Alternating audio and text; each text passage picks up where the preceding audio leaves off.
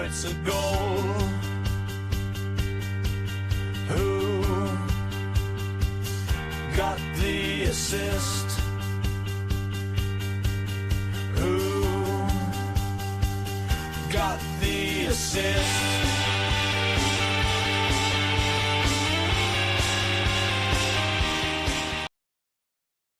Well, that was very abrupt. As you can tell, there's no Sam here. Hello, everyone. Hope you had a good weekend. It's a bit of an odd one today with no Sam. He's off on his work Christmas party. But fear not, I've got not one, but two very special guests to fill the pricey-sized void today. First up, it's long-term friend of the pod, Alex, aka Alex Waterbaby on X and Blue Sky, who last came on the pod, Alex, in 2019. That was the last time that I saw you on this. Yeah, I think you covered when Nick had his baby all those years ago, his first child. But yeah, we still speak, I think, most days, don't we? And we're taking advantage of him being in our time zone, due to him being on the visit to the UK from his native, adopted home of New Zealand. How are you, mate? Drunk a Red Bull or two? Just keep going. Yes, evening, fellas. Hello, everyone. Yeah, I'm back for 5 weeks over Christmas. So yeah, it was nice to get the invite for Tom and fill in for the big boots of Sam, and obviously having Mark on as well, who I've known for a fair few years as well. So it's nice to catch up. And yeah, like you said, Tom, it's been a fair while since we've done a pod together. We used to do, I think it was about one or two a year, and then it just became too difficult with kids and the time difference and so on. So, but yeah, apologies if I have to disappear off at any point. The jet lag has been real, and I went to the Chelsea game with friend of the pod, Neil Gupta last night, and so we were a little bit. It was a very late night when I was hoping to get an early one in preparation for this, but it was nice to go and see my captain play, even though he blanked. So I'm overly happy about that. Oh, we'll get on to that in just a second. So welcome, Alex. And as it's our festive edition, it's the annual visit to the pod. I'm not sure we don't do it more often, Mark, but hey, from Mr. FPL General himself, Mark McGettigan, pleasure as always, sir. Yeah, good to be back. It's tradition in my life. Christmas time, I put up the Christmas tree, I wrap presents, I appear on Who Got the Assist in December. I think we always try and figure out how many years we've been doing this, but there's definitely a double hat-trick ball required at this point. It's got to be 7. I'm sure I looked up earlier. Well, we've been going 8. I don't know if we did it the first year, but I think we definitely did it kind of the year after when we got talking. So it must be at least 7 now, which is quite the feat, really. And since fatherhood came along, parenthood, I'm usually reluctant to do guest appearances, especially in the evening time. But I always have to make space when Tom sends the message. It's already blocked out in the diary, 6 months beforehand. And a bonus when I heard Alex was joining as well. Like you said, we go back a long way. I was trying to figure out when we last appeared on a podcast together, and I would say, this could be 7-8 years. Maybe Fan Feud possibly rings a bell for me back in the days with Donica and a few others in Mars. But yeah, it's great to be here and looking forward to getting into it. Lovely stuff. Well, just to do Sam's bit, we are Who Got the Assist. And on today's pod, some team updates, how we did this week. I've got a little voice note from Sam as well, who's currently getting sozzled, I'm sure. It's 8:30. He must be at least kind of 8 or 9 pints in now. The assistant managership, or the arsemanship, to borrow some foot manager parlance. I think there's going to be a lot of time to chew over this until activation in Gameweek 24, which is when you can first use it. So we're not going to go into huge detail here, but I think maybe get some quick thoughts on the surprise edition, it's fair to say, to the chip roster. The Christmas fixtures then come up next.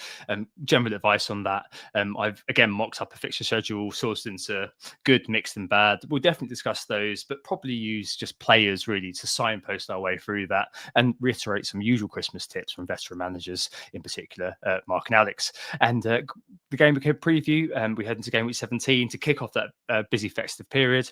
The knee jerk is Isaac now indispensable? Best transfers, defensive focus again. Spoken about it so many times over the last few weeks. I know you have on the 59th minute as well, Mark, but Porro, Nori and others all heading for our exits now. What do we do next? And best captains, are we back to Salah for Spurs?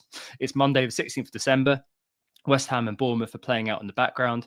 Alice, Semenyo and Mark has Bowen for this week. So quite a lot going on. And there may be some cheers, maybe some jeers as one of them does a goal or one of them maybe gets sent off. Who knows? Who knows? Cool. All right. Let's move ourselves on into the game reviews. And I put myself first just because I'm a hedonist like that. I don't know why. But yeah, 67 all out for me this week. I think I'm probably going to end up kind of 575k, but I was 900k last week, so it is a pretty decent week for me. Raya and Gabriel keeping double clean sheet. Lewis Hall, I mean, deck the halls of bowels of points. Like that was just very, very good. I think the assist for Isaac, a bit contentious, just hits it into the general zone. I wish he'd have also quote retweeted FPL's tweet and said I intended to do that. But hey, there you go, 2 assists, 15 points. I can't complain with that. Van Useless, Van Hecker with the 1 pointer. I'm sick of the sight of that guy. In midfield, yeah, the big guys, Palmer, Saka, Palmer, who's my captain, Saka, and Salah didn't do very much. Salah just about won out in the who do you captain of the two BMOFs by, well, he may win out by 1 point. At the moment, he's winning out by 3. We'll need to see, just because there may be some bonus shenanigans going on with Palmer. He was on 2 at the end of the game, got momentarily excited, and it all went downhill from there back into the blank. And up front, Cunha with a goal, but impending maybe ban coming up for him. Nick Jackson with a goal after many attempts to actually do one. And Dom Solanke went to an all-you-can-eat buffet and came back with 3 grapes. Absolutely useless, honestly. I can't wait to get rid of him for my team. And on the bench, Ahmad. A goal and assist in the Manchester derby. There's no way I was playing him, but having bought him in at 4.9, I was pretty happy to see that he's now kind of entering the conversation. One of those, we'll talk about him later, who could just be one of those really nice neighbours we got this year. Up next, it's Sam. I've got a little voice note from him, which I'm going to play very quickly, just to talk you through his team. Hey guys, really sorry I can't be there tonight on the stream. I hope you're having a great one, and obviously hoping that Semenyo is smashing it during the live game that's on in the background too. My game week has been a pretty good one. I've snuck inside the top million for the first time in quite a while. So, you know, small gains, but we're getting there. Cole Palmer blanking was a bit annoying, of course, but generally speaking, Lewis Hall, Gabriel, Raya, Porro coming off the bench as well. I got points all around my back 3 and in goal, so very happy with that. Midfield and forward line, not so great, but Solanke with an assist as it stands, and obviously Jackson getting a goal too. So all in all, green shoots, pretty happy. My transfer plans ahead of next week might already be locked in if I do move early, because I'll get locked out in terms of the price swings either way. I've got 3 transfers to use, and I do have an opportunity to do a triple swap from Porro, Solanke and Rogers to Robinson, Amad Diallo and Isaac. So the 3 poster boys for the week could all be coming in for me for free if I move early this game week. There are, of course, midweek fixtures. I'll be having a think about that and whether it's not worth taking a risk or not. But my gut feeling is those are the moves I want to make. I really want to route back to Isaac as soon as possible. And my only way of getting there is by downgrading Porro and also downgrading someone else for an extra 0.1 as well if I was to go to Robinson, who again, I am pretty keen on. So overall, I think that might be my triple swap. I will, of course, update everyone on Blue Sky Twitter throughout the week. But hope you're having a great time on the stream. And I look forward to seeing you all again very shortly next week when we preview Game Week 18. In a bit, guys. And yeah, fingers crossed for tonight. And fingers crossed we also get a Semenyo hat-trick too.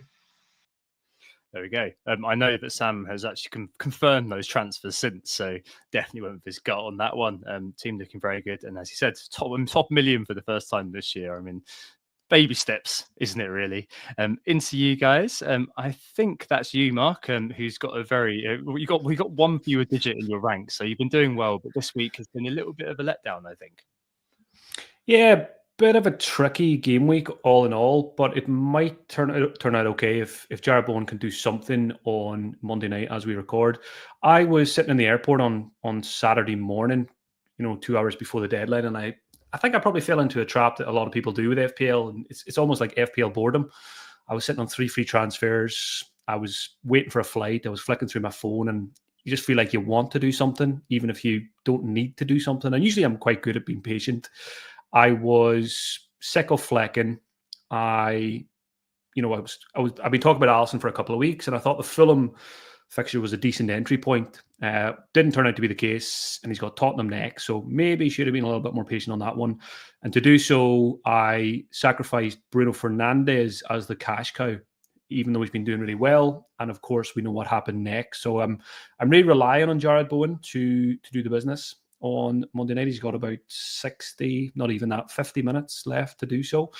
But again, long term, I'm hopefully going to be happy with Alisson, and hopefully he proves to be better value than Flecken has been. The team's in pretty good shape. Got the double Arsenal defence with Gabriel Saliba. Ait Nouri, disaster. What is it? 0-0 minus 0-0-4 minus 2. Terrible run. He's going to be going this week. The big boys didn't do anything in midfield. I blame Alex for that, coming all the way from New Zealand to curse Cole Palmer in the flesh. So thanks for that, Alex. Brendan Bimbo's been a hero. Game week 6 wildcard, I'm pretty sure it was when he came in, and I've remained patient and I've been rewarded last couple of game weeks. That was a very sweet moment, the late goal against Chelsea, because I don't have any Chelsea defensive cover either, when lots of other people do.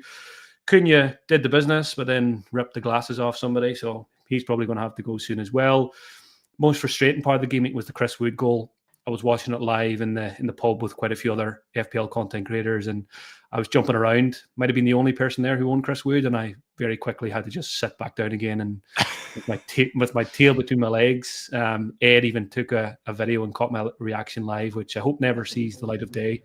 And on the bench, Mikalenko with a 7-pointer against Arsenal, which was never going to be in my team anyway. So yeah, I think I've gone from 19k to 25k before Jared Bowen's points are finalized. So all in all, it's going to be fine, even if it is a red arrow.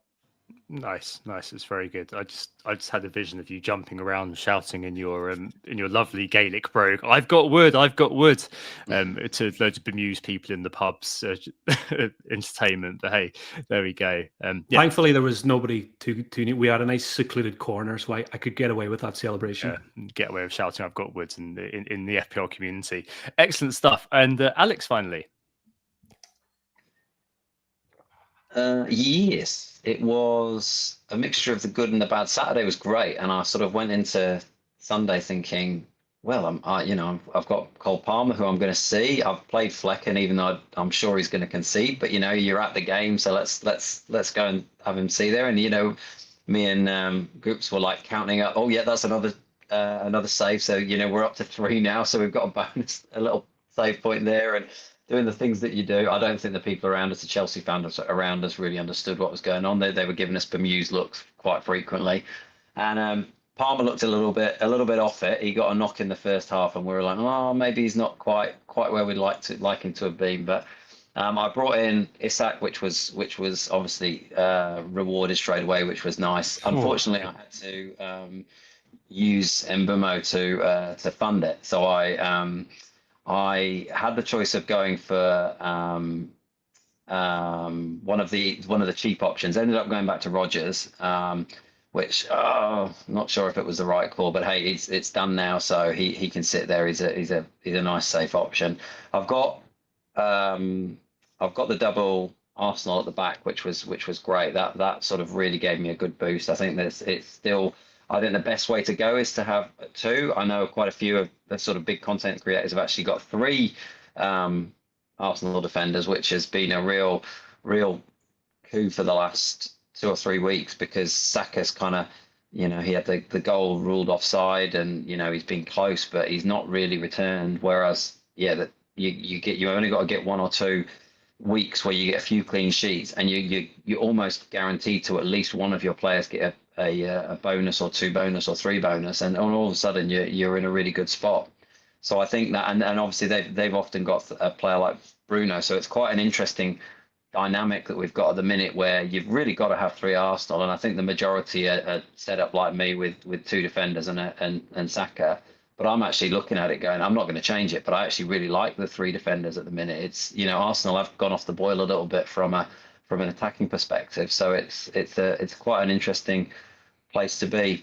Got Semenyo playing at the minute, and it's about 45 minutes, and all I've seen is Semenyo close, Semenyo misses the post, Semenyo's close again, and this seems to be what I'm seeing week in, week out, and I am rapidly losing patience with this man. So he may go this week, I think, and then obviously having said that, I've used one of my free transfers already, and I've got one more. And if Cunha gets the ban, I think I'll be joining Mark with getting a bit of wood, bit of wood for next week. So being a good Kiwi boy, I should definitely get him in. Yeah, I was going to say. Little fact, I used to play a couple of games with Wood when he used to play for the same football team as me, Cambridge in New Zealand, and played when he was about 16. Played one game with him, and he was bigger, stronger, and faster than I was at at 15. He's quite phenomenal even back there. So maybe it's time I go back there. I actually had him last season for a few weeks, and I can't remember what happened, but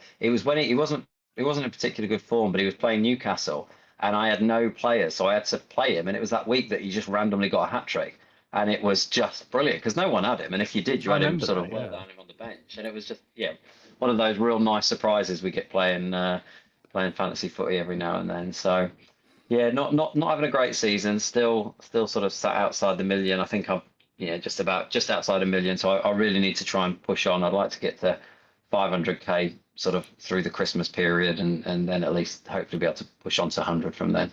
Yeah, fingers crossed, mate. Fingers crossed. No, that's. I mean, last year you finished 7k, didn't you? So I mean, you got your pedigree. You're in the Elite 64 Marks League, I believe. So yes, just try to find your way, battle your way back, and I'm sure you know how to.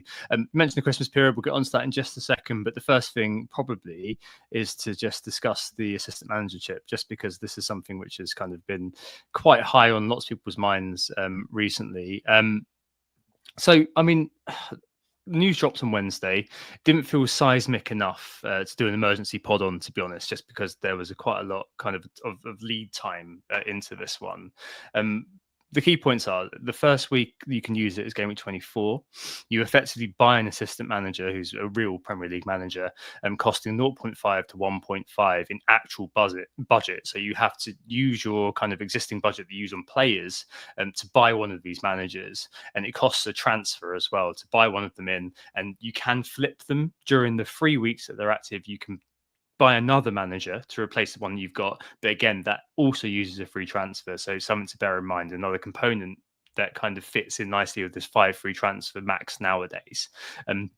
Points earned for something that I think we'll all learn over time. Team win, team draw, goals scored and clean sheets. And the kicker is that if a team gets a result against a club at least 5 places higher in the Premier League table, you get extra points. So you get, I think it's 10 for a win and 5 for a draw, something like that. So, I mean, lots of stuff to look at here. It's the first sort of longitudinal chip. So one that's in effect longer than one game week we've ever seen, which I think is quite an interesting sort of component, a layer that's added on to the game. But I think that a lot of the initial reaction was this is actually fairly complex for the guy who just person who just logs on a Friday, makes their moves, and that's it. Like, it is something that does require a lot of strategizing. So I think in some levels it's quite good for the engaged crowd. On other levels, it may be one of those things which I don't know whether it will last. I don't know whether it will be something that is going to kind of we'll see again next year, for example. But yeah, my first thoughts were this is interesting, and I'm looking forward to actually deploying it, especially as someone who uses triple captain. Mark, what were your first thoughts when it was unveiled? I just laughed to begin with. That was my initial reaction before I, looked at any other opinions or actually spent some time looking exactly what it was. I thought it certainly wasn't what I expected from this mystery chip. Initially thought maybe it's a bit gimmicky. And I certainly think they have made it a lot more complex. And I think if they're a few days have passed, and I'm glad, we've been crying out for years about changes and making improvements to the game and just spice things up a little bit. So I'm definitely, warming to the idea now that, you've had time to tune things. And that's often the case with change. People like myself, a very traditional FPL manager for 20 years. I don't like change. I don't even like any of the chips. I would take captains away if I could. So yeah. When you throw in an assistant manager chip, for me, it's like my mind cannot process and just doesn't like change.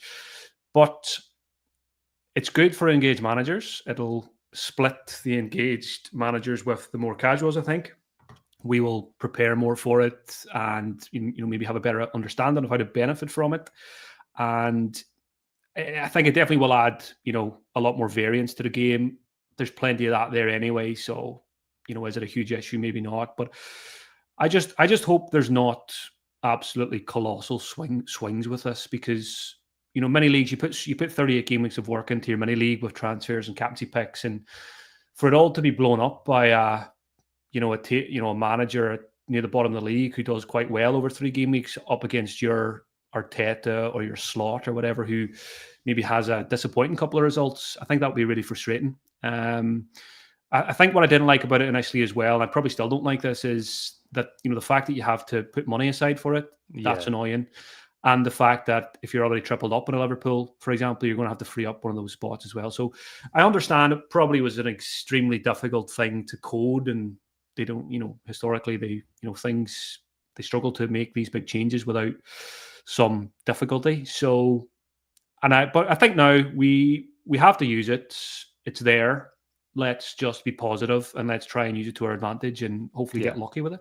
Yeah, definitely. I think that it's definitely a mixed reaction. Is that fair to say, Alex?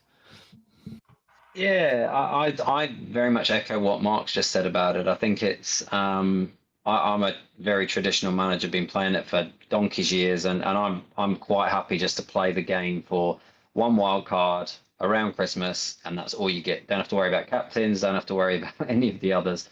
But that said, sometimes when you're having a rubbish season like I am and you're around 1 million, you do need those big swings. And if I was sat in Mark's place right now, I would be not wanting anything that's going to give big swings. I'd want to be just everyone to be trying to get to the team he's got and just sitting pretty and cruising to the end, which is again how I like to play the game. That said, being about 1 million, I really want to have some things that are going to push me on. And I think you've already got it in the notes, Tom. But I'll jump ahead a little bit and mention it now. I think those of us that triple captained Haaland against Southampton and we got a measly 6 points, were immediately dreading the fact that like I know Mark did well against Ipswich with Haaland, and the others that have still got triple captain will probably be looking at Salah in his double game week. And again, it was immediately, I'm like, well, I'm sat at 1 million and I'm really going to be struggling Salah's on such form that it's going to be a sudden unexpected double game week pops up. It's perfect for them, for people with triple captain. And now I'm sat there going, well, maybe I've got to get out of jail card with a chip that no one saw coming. People that are less engaged are going to really struggle to get their heads round, and all of a sudden I have a third spot for slot that suddenly could be pushing me on when other people are going to be using their triple captain on Salah, which could well be the best way to go. But with a bad rank, I'm quite liking the fact that maybe there's a bit of swings in it, even though my gut is exactly what Mark said, which is I would rather keep things simple, because it is those type of things where Mark's played a really good game. A lot of other people have played a really good game this season. I've not. And all of a sudden I, could be catching those people through a manager doing really well, which is something, a month ago, well, a week ago, we'd have been like, what on earth are you talking about? We've got no idea about that. And like Mark said, we've got to try and get our heads around it. People that are less engaged are just going to look at that and go, I don't understand it makes no sense to me. So I'm in my position kind of like, well, okay, it's a spin of the dice that I wasn't expecting to get, and maybe that's what I need. But I am deep down sort of, it doesn't feel particularly right with me. Yeah, no, I feel you. And a final component for me, and Sir Matt Bugsby has just said in the chat, come back from the well, it's Bugsby, isn't it? But has come back from said in the chat, the manager chip's good enough name, doesn't like the arse man thing. That's the Football Manager reference, just in case anyone doesn't know. But he says, as for the chip itself, it's more of a mini game than a chip, and that certainly kind of has some traction with me. It's certainly something that it feels like it's kind of another overlay onto fantasy football as such. And you mentioned kind of removing the chips because they add that sort of extra layer of variance. This adds a further one, doesn't it? And I think that can be spun in several ways. So as Alex said, for people like me and Alex who have used triple captaincy on Haaland versus Southampton, I said it at the time on the pod, like, I'm betting that the mystery chip is something which is going to get me out of jail. And that's the first thing I put it on Blue Sky as well. That's the first thing I thought straight away, was that this is basically a get out of jail free card for me, having used my triple captain, so I can kind of cover Salah. But I hear what you're saying, 100%, Mark. And if I was where you were in the ranks, I'd be a little bit peeved, frankly, that people can not exactly blunder their way up, but there could be some occasions where, for example, you bet on a new manager bounce at some point during the later end of the season, and then all you need is, like, remember, like, when Watford beat Liverpool or something like that. Say you got the manager in who's got like a seemingly unwinnable game. You bet on that, and suddenly you've gone from kind of the bottom reach of your mini league to mid-table or even further. Like, I think the potential of this chip to get you kind of 40 plus points out of nowhere, it makes it an incredibly powerful chip, doesn't it? Yeah, and it's interesting. You've both mentioned there about I'm sitting at a very good position, roughly 25k, and I hadn't really thought about it until now, until you brought it up, Alex, about if you're doing well this season, you don't want more opportunities for the chasing pack to catch you. But again, it's probably all about how you approach it. And like I said, with every passing day, I'm becoming more and more positive about this chip. I could spin that narrative as well and say, for the last 6, 7, 8 years in FPL, I've been very consistent finishing in the top 50k, but it's been a long time since I've had an elite finish of even a top 10k or I'd love to get back. I'd love one more top 1k finish to make it 4 top 1ks. And if I'm already at 25k and now there is an extra chance for something to go well, I should just look at it in the positive spin. If I can play it as well as others, then I can jump. It's easier for me to get to where I want to be in that kind of long-term FPL goal of a really good finish, because I've just got one more chip up my sleeve now. And there will be, of course, a lot of luck involved with as there is with any of the chips. But yeah, like I said, let's the dust has settled. It's there. I hope it's only there for one season, but let's just try and make the most of it and get lucky. Yeah, here. Excellent. Well, nothing definitive yet, of course. I'm sure that, on your pod, Mark, and on this pod too, we'll go into it in much more detail nearer the time. I wouldn't be surprised if, like Alex mentioned, it does get deployed pretty much straight away to cover that Liverpool double game week, just because you can have bold, I think it's double game 24 is when it's been penciled in according to the intel on socials, such as Bournemouth and Everton for Liverpool. Liverpool then got Wolves in 25, and then you can take a punt in 26 maybe, and then that can be your kind of assistant manager chip. We'll just see how it works, really. Nothing definitive yet, but it does seem like a high ceiling one, which has definitely caused a lot of debate, and I can completely understand. There's been someone just mentioned kind of a negative side of it in the chat, and I completely understand where that comes from as well. And I completely agree with you, Mark. I really hope this is just a 1 year thing, that's for sure. Right, okay, Christmas period, quite a lot going on within this. So as with the 13-15 pile-up, if you're watching on YouTube, I've taken the FDR small teams and basically grouped them into a very, very simple good, mixed and bad. Basically use my own judgment. You guys may disagree, but I think that's kind of just an easy way of looking at it. And that's on screen for watching on YouTube, as I said. If you're listening, which is still most of you, we probably won't necessarily go through all of this, but we're going to do a kind of a quick fire look at quite a lot at all of these teams, or most of these teams. Some of them will group them together like we normally do, and maybe use the key players in the zeitgeist as staging posts through how we do it. So I'll move the guys along pretty quickly here. Apologies if we miss a player or miss something. It's just the nature of doing these sorts of things in a quick way. Right at the top of the ticker for Christmas, though, unsurprisingly to everyone knows they're in a very good kind of fixture run is Chelsea. Everton away, Fulham at home, Ipswich away, Palace away. So a few away fixtures there, but still probably the best fixture runs that are on paper. For context, the second best is probably Southampton. But Cole Palmer is in most teams. And then I think from there, it's looking where you add. So there was a lot of questions. I know, Mark, you kind of got sick of saying Enzo Fernandez on your pod last week, that's for sure. And everyone was asking Enzo, what do we do about Enzo? Jackson and Colwill as well, the most boring players I've ever considered, but he may well be entering my team. Colwill, I own Jackson already, but there's quite a lot of stuff going on. I know neither of you guys have got anything beyond Jackson, beyond Palmer, so I'd be interested to hear kind of where you're thinking of going. Alex, you said you were at the Chelsea game and you thought that Jackson was one that you were really considering. Enzo, people were saying, was also playing in quite an advanced role. I mean, do either of them kind of tickle your fancy? Yeah, I mean they both do. I thought they were both had great games yesterday, and the positioning. I mean Jackson doing Jackson things, or he missed a gilt edge chance, but then scored probably the by far and away the more difficult opportunity he had. And I thought Enzo was fantastic. He just is one of those, and he was in really dangerous spots. I mean, his assist was probably one of those assists that he's 9 times out of 10, 8 times out of 10, Jackson doesn't score that goal. It was a sideways pass from a fair way out. But look, it doesn't mean he doesn't get the points for it. So I think Enzo's a great option. I think Jackson's a great option. And for my own team, I can't get Cunha to Jackson. I've brought in Trent this week already, and that's sort of taken up a large chunk of my budget. So for me, it's Enzo as a possible replacement for Semenyo. Or no one. I'm not interested in the defense. I think going and seeing them live yesterday, I know they're popular and I know the fixtures are fantastic, but they don't feel particularly secure. And every time the keeper got the ball, and you could sense that feeling around us in the ground of what's he going to do this time. Yeah. So I'm not sure I'd be wanting the defense, but I do like if you can get to Enzo or Jackson to go with Palmer. Seems a very good option.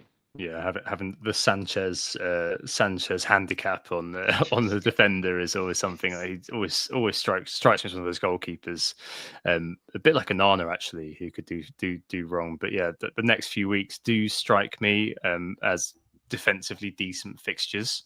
So maybe it could happen. Maybe you stick a Colwell in for the next. I can't remember how long the run goes on for. I think it's actually until March, right? So you can stick him in for that long and just hope you kind of elicit 4 or 5 clean sheets out of that. I mean, that's kind of amazing for this year. I mean, Mark, you're again just Palmer. Any thoughts on where you go from here? Are you looking at Jackson, looking at Cole, looking at Enzo? Yeah, I would love to have more Chelsea. I've been really impressed with Maresca and what he's doing there this year. We know how good Palmer is. Great captaincy option, apart from when Alex goes to see him. So hopefully he's back in the points next game week. The issue I have is my team structure. My team structure makes it difficult to get to the likes of Jackson or Isak because I've got the 2 cheap forwards in a 3-5-2 formation. So it's always going to be 2 transfers for me to get a Jackson or an Isak. Likewise, because I'm in a 3-5-2 formation, I wasn't prepared last week to bring in Enzo as a starter every week. Now, maybe he could prove to be that over the next few, and he got his assist at the weekend again. And I was impressed even just by the highlights in terms of an eye test on Enzo. I like the positions, as Alec can attest to more than I can. But I think Enzo is a fantastic enabler. My cheapest midfielder is 7.4. I've got Bowen and I've got Mbumo and I've got the big 3. It's very hard to go from any of those down to an Enzo in isolation. But if it allows me in a double transfer to get to an Isak or a Jackson, and I've been really impressed with Jackson this year as well. I remember back in the early days of Pochettino with Chelsea, there was a comment from him that said this guy has all the attributes to be one of the best strikers in the world. And a lot of us, myself included, raised eyebrows at that point.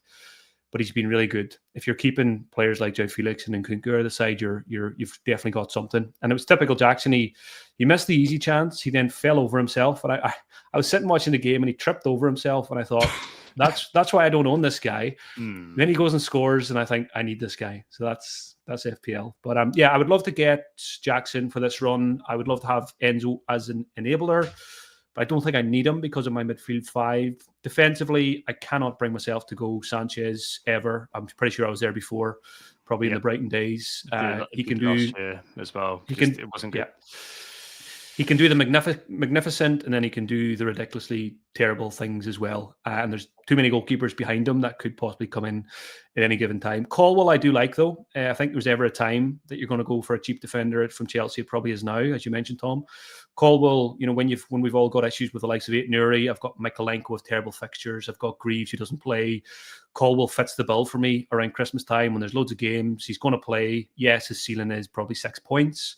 But if you can get those 6 points, 3 out of 4 or even 2 out of 4, given how terrible the cheap defenders have been recently, then I like it. I think out of all three, that Jackson, Enzo, Caldwell probably has the best chance of coming into my squads. Right. Aitonary replacement, for example. Because I've got a possible Cunha problem as well as Aitonary, it's very hard to get to Jackson. Yeah, no, I feel you. I think Caldwell was just, if there is a jumping in time, it's now, even though it is incredibly boring. It's one of those you kind of hold your nose, you've done it, and then for the next few weeks you're like, okay, we hope that there's a clean sheet in 1 out of 3 is what I'm going to call it, because that this year that is consistent for defenders, honestly, and same as last year, of course. Next up is actually Southampton. I'll skip this just to basically say they've got good fixtures: Fulham away, West Ham at home, Crystal Palace away, and Brentford at home. According to the FDR, is anyone going there? Absolutely bloody not. Dibbling mid-5. I mean, maybe. Martin's gone now, so we need to see what kind of happens there. Like, I don't hate that. Could even be that an Armstrong or a Cameron Archer comes through, but no, definitely not. If Sam was here, we'd definitely spend a bit longer on this, but as he's not, I'm going to take advantage and just say, screw Southampton. I hate those people. I'm kidding. Next up, people I like a lot more, Arsenal. Alex said earlier, most people should have 3 by now, double defence plus Saka. I guess maybe feels the way practically. James Planet FPL, I was listening to his pod on the way back from work today, and he made a really good point that, okay, triple defense, yes, as Alex was saying earlier, there's a big sort of positive in that. But we can flip the switch and repair things offensively. Odegaard's been slightly off the boil recently, but it won't take very much for the spark to come back, I suppose. Just to kind of maybe a slight tweak here or there, and we'll go into goal scoring modes. So I don't know. I think, Mark, that most people are going to have 3 by now, and if you haven't got there thus far with the fixtures, which are Crystal Palace away, Ipswich at home, Brentford away, and Brighton away, I think that they are such good attacking fixtures on the whole that it kind of feels, to me at least, that having Saka for this does feel optimum just about. Yeah, Saka has been a little bit more disappointing recently, but take a bigger sample size. All season, last season, we know what we get from this guy, Mr. Consistent. And whenever I get asked at any point about triple Arsenal, the whole triple defense versus 2 plus Saka, I'm nearly always come down on the side of include Saka in your Arsenal triple up. I just think. And he even goes nicely with the defenders, especially the centre-backs, because he takes the corners. So you're hoping for, goal and an assist for just one Arsenal goal there. And yeah, I agree on the fixtures. They, to me, are fine for double defence, triple defence, but I would like to have a Saka in there, particularly for the Brentford and Brighton games, even though they're away from home. I like attackers up against those guys. And Saka is always just that. I know not many of us are doing it these days, captaining him, but he's always there as an option. If there was ever an issue with a Palmer or a Salah, for example, an injury niggle, then you've got one more armband, player readily there with fixtures. So yeah, for me, it's Saka plus 2 defenders. Still Gabriel number 1 for me for the huge goal threat. Saliba's been really good for me recently, but I still really like Timber at the moment, and I think David Raya is totally fine as well. Yeah, it's not the most interesting in the world, isn't it, to own David Raya? But I mean, it's just set and forget. Like, I've had him since the start of the season, and it could well be that he just stays there the whole year. You never know. Alex, I suppose you kind of said this as well. I mean, now you're in it with the triple as it is. I mean, it's just been said in the chat that maybe you might kind of consider swapping from a defender to another attacker once the fixtures get better for attacking. But it kind of feels like you kind of leave them in and let them kind of drip feed through the season. Like Saka, as I said a few times, maybe isn't a captain asset most of the time, but you would kind of expect that for a premium. But he's not really quite there. You pay the premium for the consistency almost. So it's kind of like you just leave them in and expect them to generate points for the long term, don't you? Yeah, I think for me, whatever you've got, assuming you've got 3, you stick with unless you get injuries. I've got Timber, and I really like him. I think he's getting into some great positions. I've obviously had a goal from him already, which is fantastic. I know Saliba Romans have had 2 great returns recently, which is fantastic. I think where you're at, you stick with obviously maybe with White coming back at some point in the new year that there's a slight worry with Timber's minutes, so maybe that's an opportunity to mix things up if he comes back. But I mean, I'm certainly not concerned as a Timber owner, and I won't be moving on until he really is starting to lose minutes. So yeah, for me, I think it's you stick with what you've got unless injuries dictate otherwise. Get through the period, and I think, you know, as Mark was mentioning earlier, we're all in a position, especially with what's probably going to happen with Cunha and has definitely already happened with Aitanori, that we've got other areas to be focusing on. So I think for me, I would rather be either rolling my transfers or looking at areas that need to be tidied up to be using them on. Yeah, or you'd be wanting to keep those transfers for the assistant managership when it comes in, wouldn't you, really? Yes, exactly. So it all kind of fits in. Next up, Bournemouth. I'm going to lump Bournemouth and Fulham together. Bournemouth have got United away, Palace at home, Fulham away, and Everton at home, playing now, of course. And Fulham have got 3 really good home games. So Southampton at home, Chelsea away, then Bournemouth and Ipswich. Bournemouth maybe deceptively actually a good game. It's not as good. But I think that these are important because they're good edge piece providers. So you've got Huijsen, who Dan in the chat mentioned right at the start that he's got in this 4.3 defender, centre size out for a long time. So you'd imagine it's a Huijsen was signing from Serie A, he's going to be playing for a while. The frustrating Semenyo, Evan Nilsson hanging around. Raul Jimenez may be okay, but some rotation with Muniz. I'm interested in Raul for this week.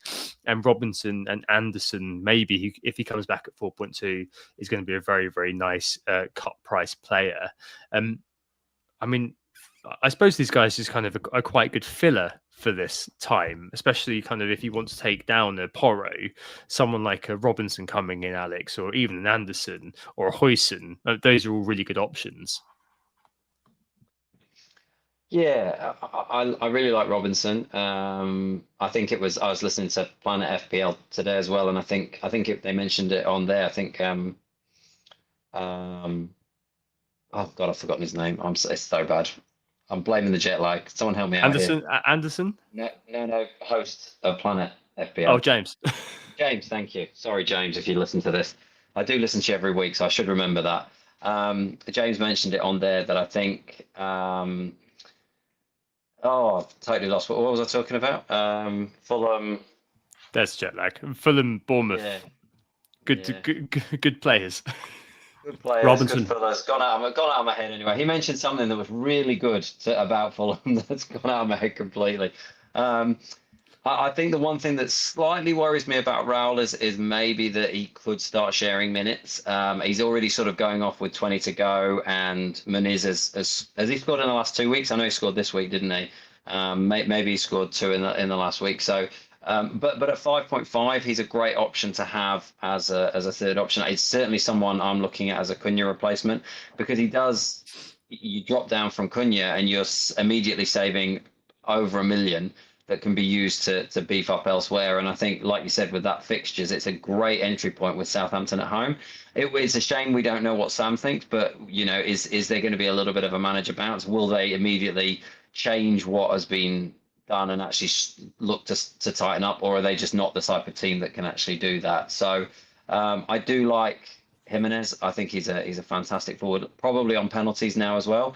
So I like him. I think that's what James said. He was talking about Robinson, and actually that he's doing really well with the number of assists he's got. I think is he up to 6 or 7 for the season?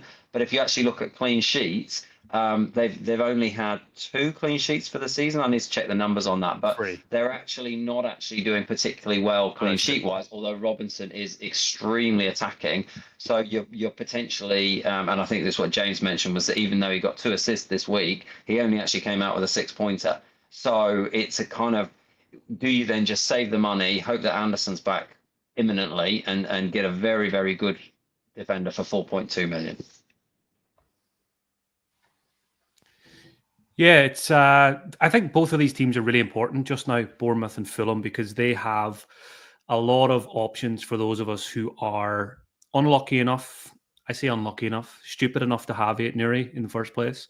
And Cunha, we expect a ban. We don't know when it will happen. If it happens soon, you know, Bournemouth and Fulham both in the top of this table you've put together, Tom, and I've already been looking at both teams. I haven't really owned much from either side. I think I'm guilty of often overlooking Fulham when it comes to FPL. I think that it's kind of been a habit of mine for the last couple of years. But big fan of Raul Jimenez. You go back to his Wolves days. He was absolutely fantastic. Great to see him back playing really well this year. I really like Muniz as well. So I'm reluctant on the whole minutes thing. But I also feel like when you look at Southampton, Bournemouth at home soon, Ipswich at home, 3 home games in the next 4 for Fulham is really attractive. Feels like a really good entry point.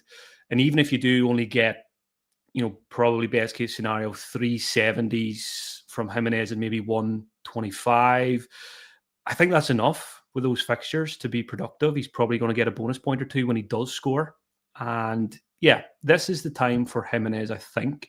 I also really like Robinson. Alex covered him in plenty of detail there. I think he's probably the best Aitonry replacement this week. Fixtures, assist potential. A lot of people were there at the start of the season and probably wish they still had him. Those people will go back there and he'll probably pick up some new owners. And I'm certainly looking at him very, very closely.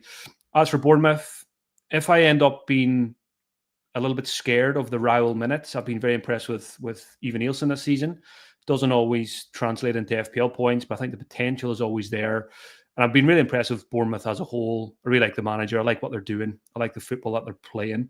He's got plenty of creative players around him. So yeah, and again, I kind of forgot about Anderson as well because of the injury. That's 4.2 is a ridiculous price for Anderson. And I actually forgot how cheap Raul Jimenez was because I was just looking at it today. As Alex mentioned, Cunha to Jimenez frees up £1 million, and it is not easy to free up £1 million this season, and that would go a long way for other things. So I am very much looking at both of these teams when it comes to transfers this week.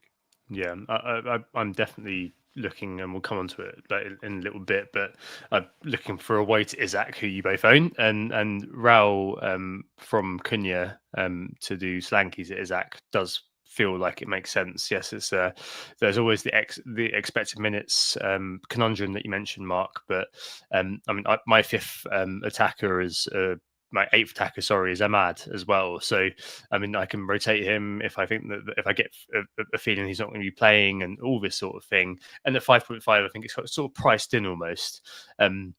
And Anderson, I think it's very close between Robinson and Colwill, who I bring in this week. It kind of feels like if I bring in Colwill now, Anderson at 4.2, when he's back, when he's fit, I'm sure goes into the team. And then the fixtures kind of get better after the Chelsea game, and they're good for a long while. So it's kind of like if I kind of hold back, take a potential Robinson pain this week, then I can get a 4.2 kind of Fulham asset, and I think the 0.6 difference is quite something, isn't it, between those two? It almost feels like, yes, okay, Robertson will get assists, and yes, it is an attack. It's an enjoyable thing, as just mentioned in the chat, to have an attacking fullback. But nonetheless, the difference in price probably means that it's probably okay. Really, it's almost an ideal sort of character. Like if you're wildcarding now, I've still got a wildcard 1. He'd be a player I'd shove in third bench, and then when the fixtures get good again, hey, you know what? You've got a great rotation asset. Next up, Man City. They've got Villa away, and the start of that good run that we've signposted for a while. Everton at home, Leicester away, West Ham at home, but dead on their feet. And you've got the manager saying that he doesn't know how to fix this, and I don't know. I feel like. Alex, we said earlier on that the advantage of assistant managership is that if you're not doing as well as you want to, you've got a way to kind of ameliorate things.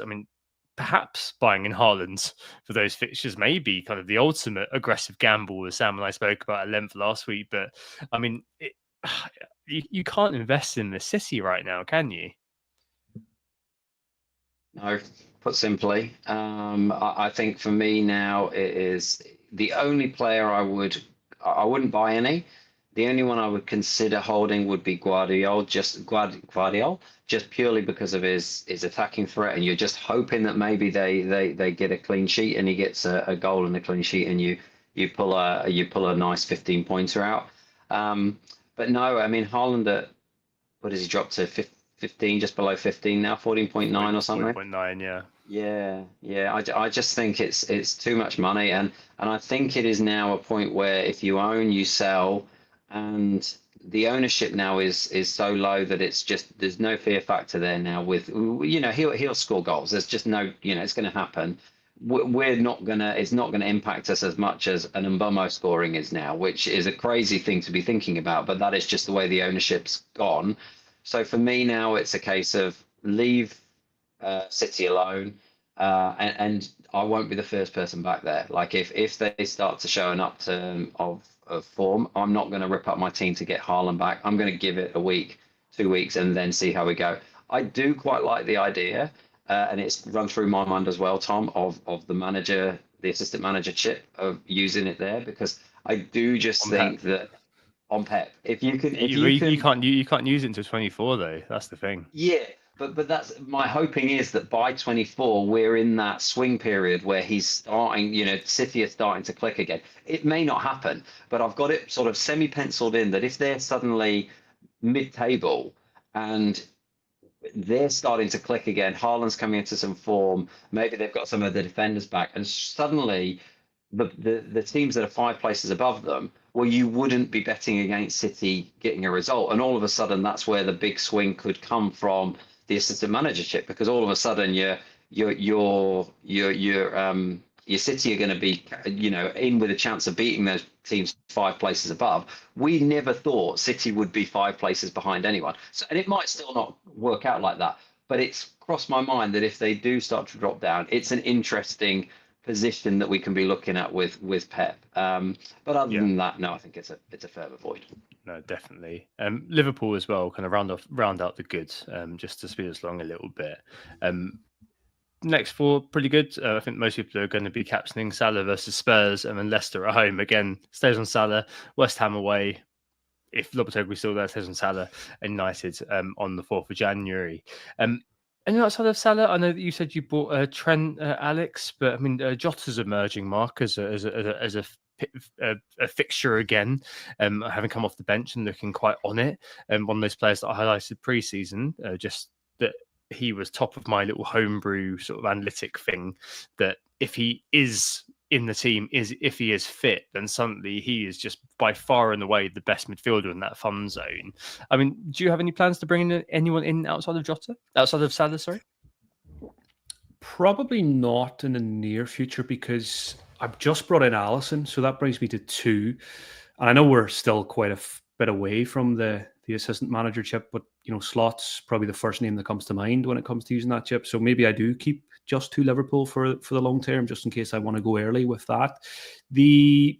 On Jota, I'm just never that keen. There's just too many reasons not to get him. Fitness concerns, rotation concerns. Love him when he's fit and he's in your FPL team and he's flying. Yeah, he's fantastic, and I really liked how he took his goal at the weekend. Really, really good. But again, there's Gakpo, there's Darwin, there's loads of others. Am I right in saying Darwin's on 4 yellows? So if he was to get a suspension, that would be another tick for Jota for even just 1 game week as a differential. Apart from that, Trent I would like to own, but I've kind of committed maybe to not going there by spending a bit more on the goalkeeper now. If I want to get Isak or Jackson, I can't get Trent. You've got to decide between these players now, which is good for the game, but it's also frustrating from my side. Elsewhere, not really interested in paying the money for Van Dijk when you can just pay a little bit more for Trent. Yeah, I'm probably just content with Salah and Alisson for now, and I'm pretty sure I will captain Salah for the next 2 game weeks. Yeah, no, me too. I think I want to keep a spot free for assistant manager now because of the situation that we're in.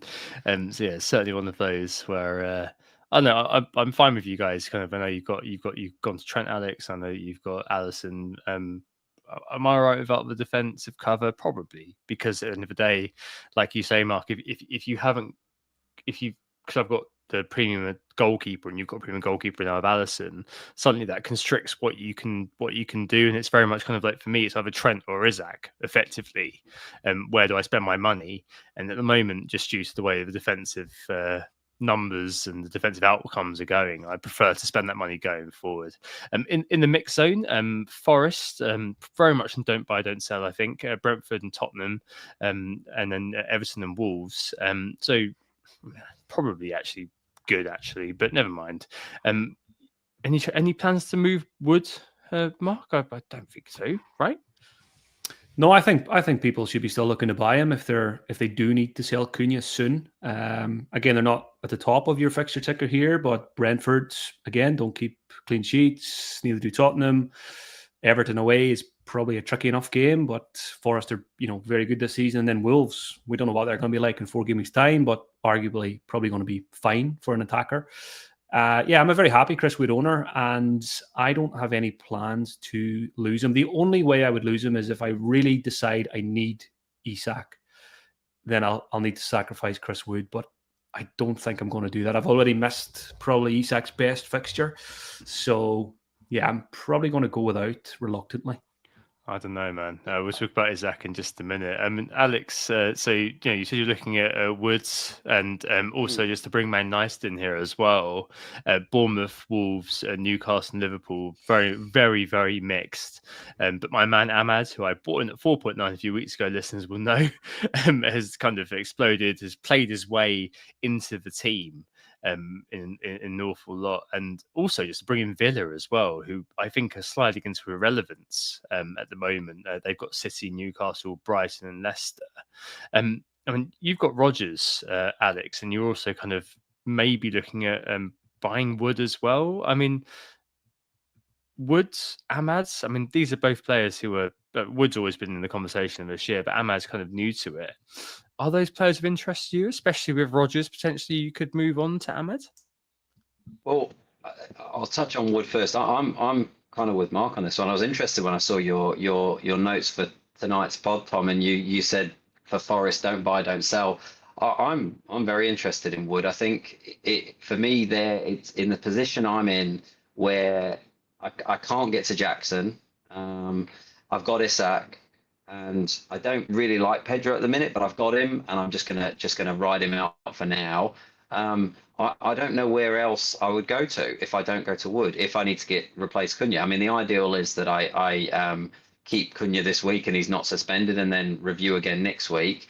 But for me, I do think Wood is the best option. Raul is obviously the cheaper option, but I'm not convinced about his minutes, and I just don't see why they wouldn't switch that up for maybe he gets 20 minutes instead of 60 minutes in a game, and that's fine. You're only paying 5.5, but I do quite like Wood still. I think if deadline is now and Semenyo is. Sorry, not Semenyo. I'm got Semenyo on the mind because he's just been subbed off at 68 for another blank. Yep. He's injured as well, Alex. So you've got. Oh, is he? To look at. Yeah. Oh, has he? Oh, right. Well, another five shots to add to his tally of shots. I know. And apparently Fabianski's, who I benched for Flecken, has saved virtually all of them. He's up to about 6 saves already. So this is going to be a painful night. But bringing me onto Villa, I do wonder if I made a slight mistake bringing Rodgers in, but it's done now, and I'm not gonna mess around taking him out again. What I do quite like is if Cunha doesn't get a ban, so I've used one free transfer. I've got another. Sorry, making it about my team, but I think it's just relevant talking about the players that we're on. If Cunha gets a ban, I think I will bring in Wood because I don't see any other options in the price brackets that I can afford that I prefer. If Cunha manages to avoid it and I can play him one more week, then I think what I'll do is I'll be replacing Semenyo with your man Ahmad, Tom, because I actually really like. So then I would have Rodgers and Ahmad, and the rotation between the two for my 7th and 8th strikers, assuming that I'm playing Wood and Pedro, maybe it will be that I start to drop Wood and Pedro a little bit more.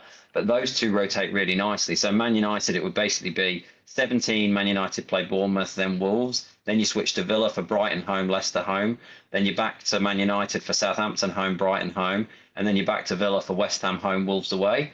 So it's a nice little rotation between those two for the next, 6-7 weeks. And having a nice substitute on the bench. I agree with you, though, Tom. I do think Villa have gone off the boil. But every time I see Rodgers, he's getting chances. I'm maybe just trying to make myself feel better for playing this week. And maybe I should have gone Enzo, who was cheaper and would have maybe enabled a little bit more. But hey, look, I went Rodgers, and I do think for the season length, I like the fact he's playing 90 minutes every week. And yeah, I think I'm just going to have to ride that one out now. And I do like the rotation with Ahmad, so That's my trying to make a silver lining of something. Easy game next week against City too. I mean, Mark, as a United fan, a quick word on Ahmad as well. I'm sure that on your pod as well, you're going to just had so many questions about this guy.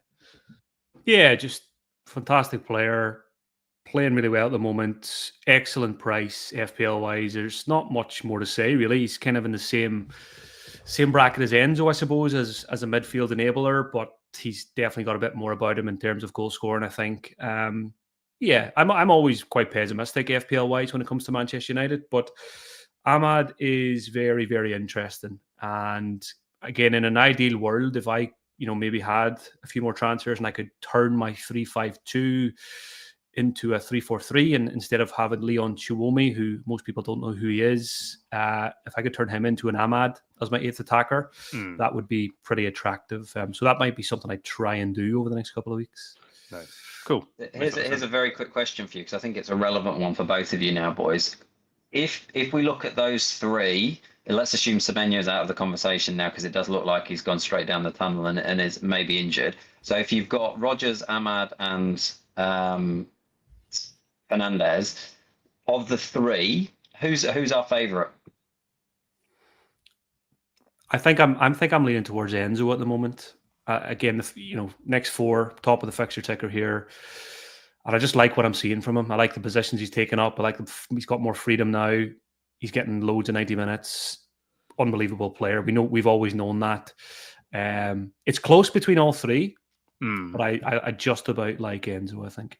I just feel like with Enzo, you'd feel obligated to play him, and if something else did come in, so like a Jota or something, or your man Bowen, Mark. I know his fixtures are running out now, but he does have Southampton coming up, or there's Gordon as well at Newcastle. You could end up sort of almost a bit trapped with him. Like, because he doesn't, because of the fixtures, it's one of those, it's always an uncomfortable bench unless you're in your situation with 3-5-2 with Chiromi, or you're benching a João Pedro or something like that and striker free. It's almost like a peace of mind thing where I'm happy to have Ahmad there over Enzo, just because there's like, if I do bench him, which is like, I'm likely to do again this week, but I think in 18 they've got Wolves, so that's he would likely play for that one. It kind of feels like he's a bit more rotatable, which kind of doesn't leave me with that kind of bench points fear. So almost I feel like it's Ahmad for practical reasons more than player in isolation reasons when you kind of step back. But yeah, no, definitely makes a lot of sense there. Just back to your question, Alex, just very briefly, all three in my mind are still 8th attackers rather than 7th attackers, though. They would be very much either in a rotation or just being comfortable with first sub. Yeah, and I suppose that's the thing, isn't it? Like, who gets it? Is Ahmad going to be promoted eventually to 7th attacker? Enzo, I think, in a lot of people's teams actually is the 7th attacker, just the fixture's so good. I think that's what kind of represents. That could be the route, for example, you take to get a Virgil or a Trent. If he becomes your 7th attacker, and then you've got like a Dibbling hanging around because the fixture's so good for Southampton, for example, and that might be something you think about, especially if you're on wildcard now. I'm going to hit fast forward here a little bit, lads. I'm afraid, just because we're about an hour in and we've still got the game week preview to go. Newcastle, let's hold back Isaac with a knee jerk, and Hall as well to the best transfers in. Gordon, who I've mentioned, could fit in as a decent sort of pickup. Spurs and Wolves are also the next two. Does feel like a bit of a jump off for both of them. We'll talk about Porro in a bit. Lots of goals were scored last night, but I've got Solanke, but most people don't really have a Spurs attacker, and it didn't move a needle OR wise, just because the goals have been shared around, but it doesn't feel like a thing. We'll discuss Porro in a bit. The only thing I would mention here about Cunha is that it would take them a little while to maybe look at what happens with the ban, and they can always appeal, which would push the potential ban back, and it's a big game for them. So I wouldn't kind of see it as being died in the wall that he's definitely banned this week, is something I would say. So you've got to go into the eyes wide open if you are selling him for me, it's kind of just like I'm selling him for Isaac, so I think that's probably okay. But he's one of those that I'm looking at and thinking it's obviously worrying selling for Ipswich, but I don't think it's just going to of a kind of team that's going to get turned over though. Sorry, Leicester are sort of team that it's Leicester, isn't it? So yes, actually a little bit more worrying. Damn it! I was trying to confirmation bias myself. Next up, Brentford. Mark, as a Boomer owner, I assume you're more than happy just to hold him no matter what. Yeah, I actually ordered a Brentford shirt last week with Mbumo on the back. My background's always pretty plain when I do YouTube videos, so I've ordered a few shirts. Palmer's one, Mbumo. Can't remember who the other two are. They're coming from China, so God knows whose name will be on the back when they actually arrive. It'll probably be spelled BOOMO when it arrives. Actual Boomo. It'll still go on the wall if it is. But yeah, very happy to own Mbumo. Brought him in, Game Week 6 wildcard, showed patience with him. Again, going back to 2 weeks ago, I think he got sold by over 1 million managers over the course of 2 game weeks, and it was off the back of quite a few blanks. But for me, just December time, 90-minute men, penalty takers, set piece takers, I was a bit more patient than others, and I probably had other fires to fight as well, which always makes you look like a genius when you probably just had to focus on a few other things instead. But yeah, very happy, and it was kind of a decision if I did make a move last week, was it sell Bruno or sell Mbumo? And it was just the cash cow factor that Bruno freed up more. And now that Chelsea's out of the way for Brentford, I like Nottingham Forest home, Brighton away more than I did going into the Chelsea game with him. So he's gonna be there for at least another 2 weeks and could be a season keeper for me. Yeah, no, you've got the obviously difficult Arsenal game on the 29th, but then in the week game week 19, but then you've got Southampton on the 20 in game week 20, which we're all going to be very worried about. Brighton just below Brentford, West Ham, Brentford at home, Aston Villa away, and Arsenal at home. Van Hecke, terrible buy. I don't know what I was thinking. Just X-Men's great, but didn't factor in terrible defense. Great to have a player on the pitch, but not so great that they don't do anything.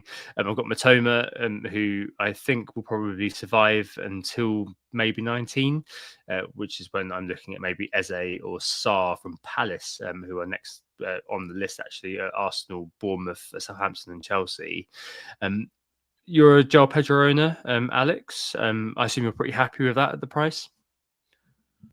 I don't think I'm particularly happy at the minute with it, but the price is probably what's winning out at the minute. I'm not going to lie. I haven't really watched much Brighton lately, so I don't really know how he's playing. I did see some. I think maybe James mentioned it again that he was playing quite far forward, which probably doesn't actually suit him as well as playing slightly further back or off the left, where he's potentially cutting in and got a bit more chance. I'm just reiterating James. I always trust his views on the games, and so. Look, I'm not going to sell him right now. For me, I've got other things I want to move on, and I think again, just judging by the fixtures for the next 3 at least, I'm happy to just go with that. I think it does bring in this idea that I maybe need to be thinking a little bit wider about whether it's just I kind of had him as a set and forget play every week sort of thing. Maybe it's a point that we just go, well, if I'm prepared to bring in an Enzo or an Ahmad or something, maybe we look to rotate Pedro a little bit more than we were previously. He's got Arsenal in 4 games time, so maybe we try and work in that you're actually benching him for that game rather than playing every week. So yeah, I'm not going to move on immediately, but I am a little bit, and I think more so his minutes. He's constantly going off around the 60 or 70, which it's what again we were talking about with Jimenez. It's what kind of puts me off there as well a little bit. I like players, and again, kind of breaks me having sold Mbumo last week, albeit to afford Enzo. To afford Isaac. It's still that, like, he was, we're watching him against Chelsea. He was one of the front 2. He was playing as far forward as anyone else. Didn't really have many chances, but then he gets one opportunity and he scores and he goes straight to the top of the bonus points. And there's a lot to be said for that, and that's what puts me off the likes of Pedro. But again, I think that's a something to consider after the next 3. Yeah, definitely. Still a decent option, I guess. But the likes of Matoma, likes of Van Hecke, the other ones in them, and Dunk as well. Like, you can kind of bench a Dunk or a Van Hecke. Matoma, I'm I think definitely there's a lot of kind of that area is pretty crowded, as we've sort of referenced. So he may be the one who moves on eventually, especially in game week 19 when Palace, Sarr, and Eze both had a Southampton game. And finally, in this bit, the bad are Everton, Ipswich, and Leicester. I'm not even bother reading their fixtures. I think we're going to breeze over them because there's no point in discussing them. But West Ham also in this next two are okay. Brighton at home, Southampton away before they run into Liverpool at home and Man City away. Mark, you're a Bowen owner. You didn't bring him in very long ago. Was it a short-term sort of stint that you had in mind for him? Yeah, it was literally just this game week. I felt like this was probably the last opportunity to go there because the fixtures do turn pretty soon. So a 3-week pick in my mind, again, passes the eye test for me almost every time I watch him. I know his numbers are not always as good as some of the others, but I will always go against those numbers sometimes and just get a player that I want. Doesn't look like he's going to do anything against Bournemouth, maybe about 10 minutes left. But then it is Brighton at home, which I like, and Southampton away. So that was the attraction. It was very close between Bowen and Anthony Gordon for me on that decision. Gordon's winning so far, but we'll revisit that after 3 game weeks, and I hope Bowen comes out on top. So yeah, I expect to let him go game week 19, game week 20, around that point. Yeah. The only thing I'd say, just I don't think any of us are going near the bottom 3. But one thing I would consider is if you've got a Mikalenko or similar, with a double game week coming up, and if you can afford to just stash him on your bench, I think that's not a bad option. Just because, same. I'm just going to leave him sat there and just play him when the double comes around. And they are the type of defense, as proved against Arsenal, that they can out of nowhere just pull out a clean sheet. So always happy to have a player like that in a double game week. If they have a 24 as well, that's Leicester at home as part of that. So I think that's absolutely fine. I think he'd be sticking around for me too. Just sat on the bench. I mean, him and Anderson, if you are wildcarding now, just look like shoo-ins really for me, at least from a long-term point of view, as being those guys to sit there. Cool. Very, very whistle stop. I apologize. I had to speed up a little bit halfway through, but hey, I mean, that's one of those things, isn't it? As part of doing one of these shows. Excellent. Right. Okay. On to the Gameweek preview. It is the knee jerk, the best transfers, the bold claims, very, very brief bold claims this week, and the best captains. In the knee jerk, there's only one man, really, Isaac, the indispensable, who is garnering a lot of attention. I know that I'm sure it was Anthony Robinson who's actually top of the transfers in.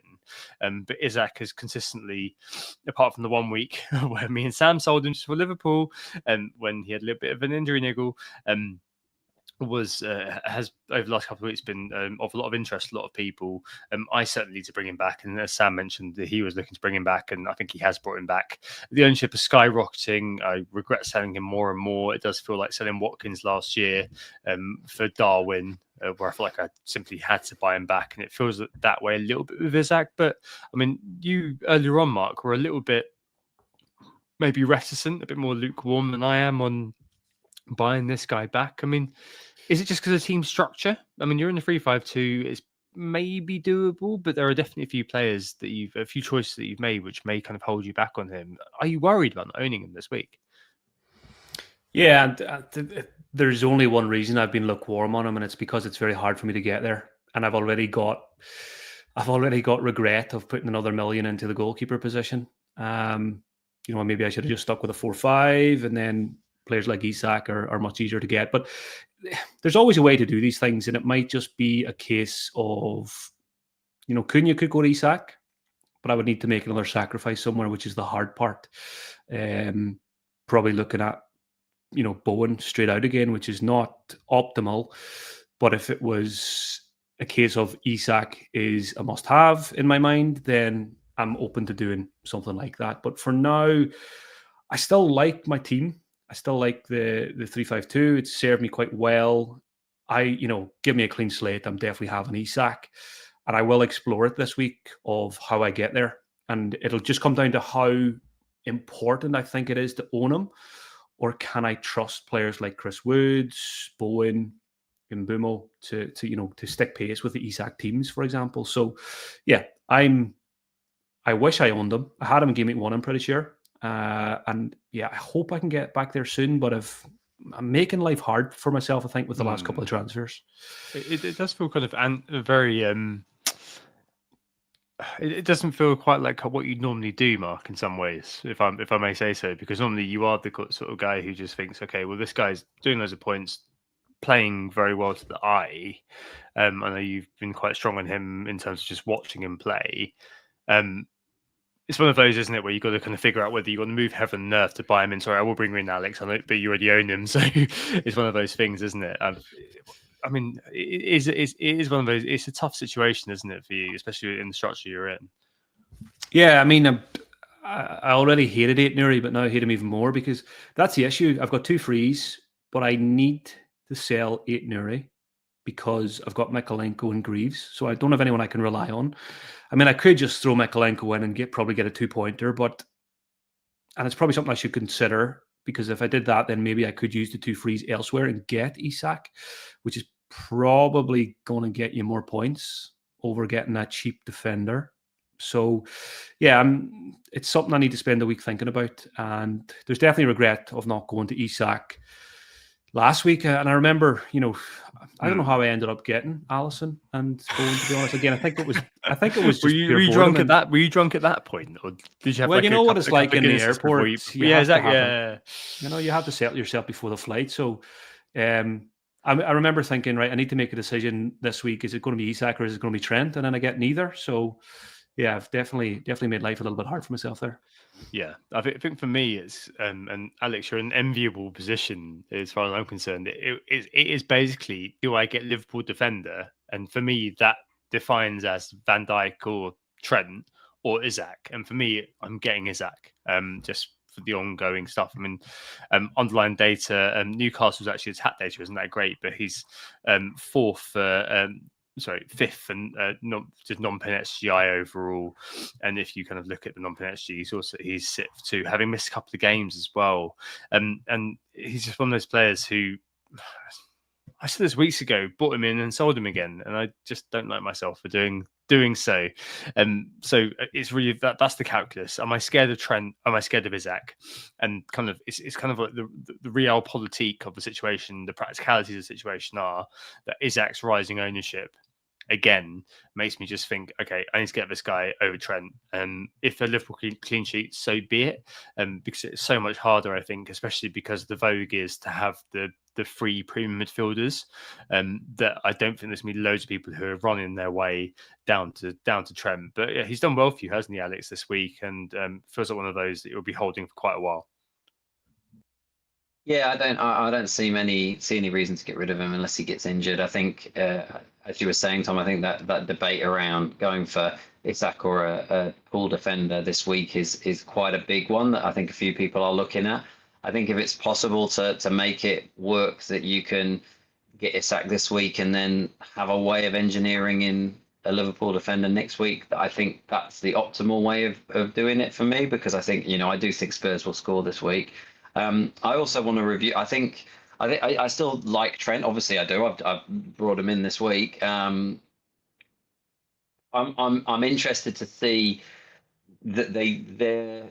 It's hard though, because I'm kind of basing it including this week, and they obviously were down to 10 men for quite a large portion of the game. But they've got a great game next week, and we all know what Trent can do. But they don't seem as watertight as they did earlier in the season. Now I haven't checked the data. So I could be completely wrong, and maybe it is game state. But I think I would be quite happy. I did it because I had exact money and Aitanora was dropping, so I wanted to get in there and get Trent this week. I'd be quite happy to give it another week, and if you've got a route to do it next week and you can get Isak this week, I think that's more than fine. Fair. I feel the tighter you get, the more Kiwi you get, Alex. It's quite funny. I thought it'd be the other way around, but suddenly you just sounded so Kiwi in my ear all of a sudden. I get told I sound very Kiwi over here, and then as soon as I go home, they're like, "Oh, you sound like such a pom." Oh, fair play. All right. So yeah, Isak straight in for me. But hey, best transfers this week. Quite a lot going on. We've discussed lots of the players. So Robinson has been bought by almost 300,000 managers, including Sam. Ahmad's been bought by almost 300,000 managers, including Sam. Isak's been bought by 300,000 managers, including Sam. Elsewhere, it's defenders. Hall's been bought in by almost 200,000 managers, and Gabriel is just below him.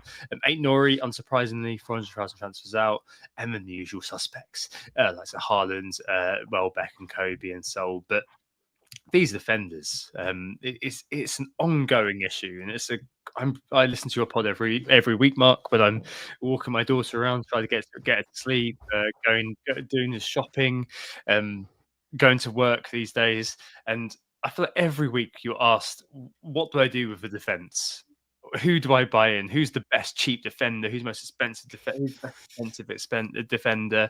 It was like this week there are kind of three who are at the fore in terms of best transfers in for defenders, just to focus on them. And it's Anthony Robinson, who you've discussed, Colwell, who you've discussed, and Lewis Hall as well.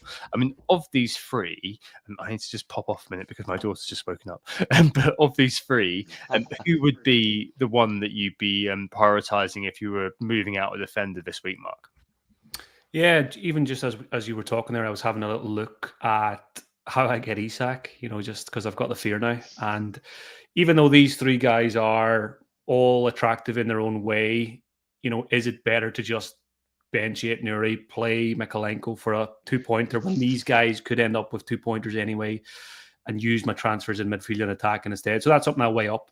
I do think I probably will end up just selling Nuri and shoring up the defence, longer term.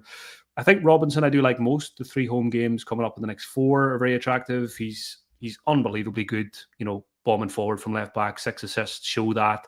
That's not lucky in any way, I don't think. I just think he's a quality player with really good delivery, and he's got a good target man in Jimenez and a few others to aim for. Lewis Hall, I think many of us were kind of a bit worried about his minutes, but I think he's pretty secure for the time being. I spoke to a few Newcastle fans recently, and they think he's been great, and they're not really concerned, even when some of the others are fit. And he's got, set pieces over Robinson, which is a positive. Colwell is the boring pick, but maybe the safe one with being top of the fixture ticker here. So I think it's very hard to choose between the 3 of these. Don't know about you, Alex, but I'm probably just about favour Robinson at the moment.